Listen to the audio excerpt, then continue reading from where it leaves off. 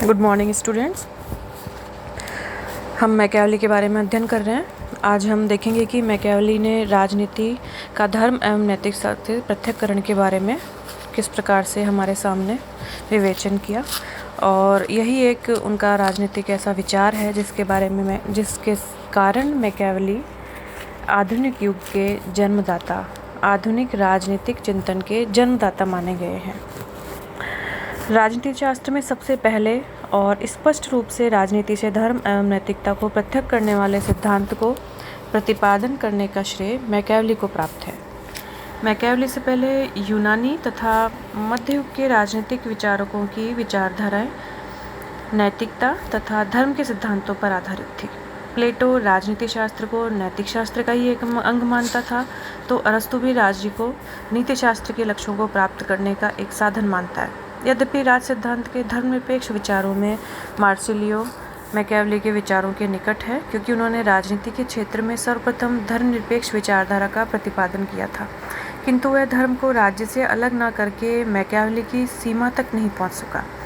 अन्य मध्ययुगीन विचारकों ने भी किसी न किसी रूप में धर्म एवं राजनीति को संयुक्त माना है, अतः इन्हें सबसे पहले पूर्णतः सुविचारित आधार पर पृथक करने वाला मैकियावेली ही है। आगे हम देखेंगे कि मैकियावेली ने ना तो ईसाई धर्म की मान्यताओं और न देवीय कानूनों के अस्तित्व को स्वीकार किया। मैकियावेली ने इस बात से भी इनकार किया कि मानव का कोई पारलौकिक उद्देश्य है। वह संत एक्विनास के सिद्धांत को स्वीकार नहीं करता कि भावी जीवन में आनंद प्राप्त करने के लिए मनुष्य को ईश्वरीय कानून के निर्देश की आवश्यकता है। राज सिद्धांत में मैकियावेली ईसाईयत के उन सभी सिद्धांतों को अस्वीकार करता है जो शासक को नम्रता, विनीतता आदि का पाठ पढ़ाते हैं। वह अपने प्रिंस को किसी भी प्रकार की नैतिक सीमाओं से नहीं बांधता।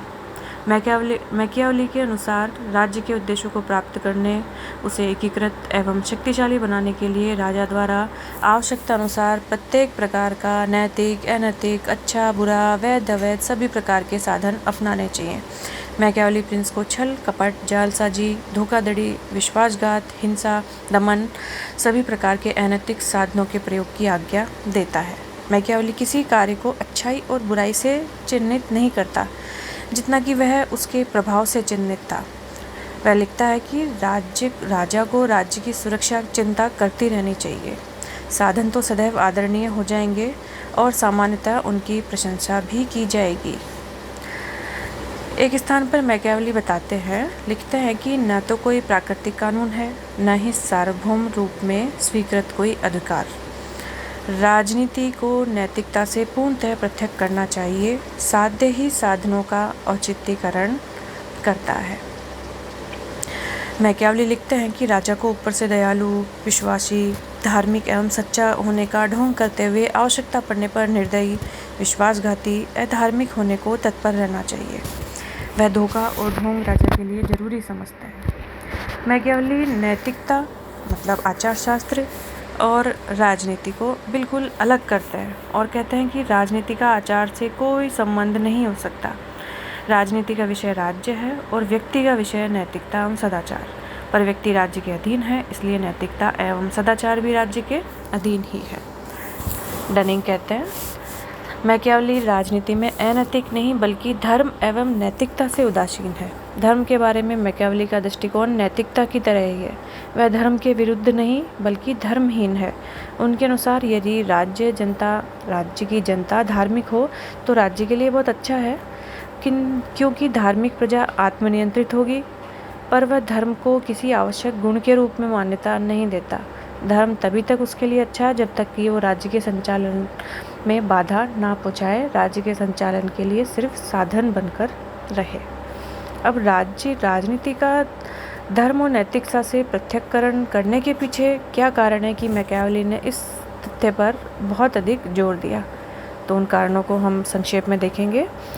पहला हम देखते हैं कि मैकियावेली यूनानी दार्शनिकों की भांति राज्य को सर्वश्रेष्ठ एवं सर्वोच्च संगठन मानते हैं।